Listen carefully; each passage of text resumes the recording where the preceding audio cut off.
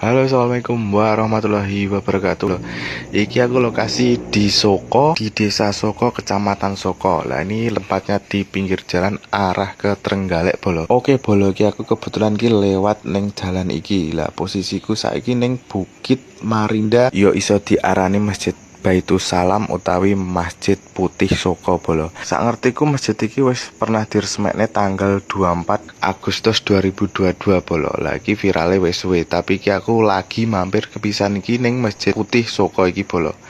Lah suasanane sahdu, ya saiki berkembangnya zaman ana TV-ne barang Bolo njero.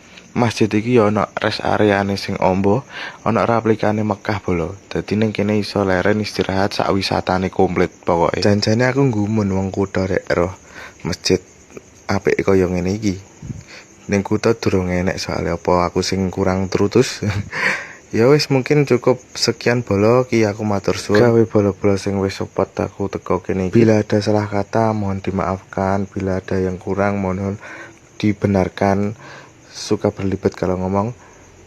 Cukup sekian. Wassalamualaikum warahmatullahi wabarakatuh. Matur suwun.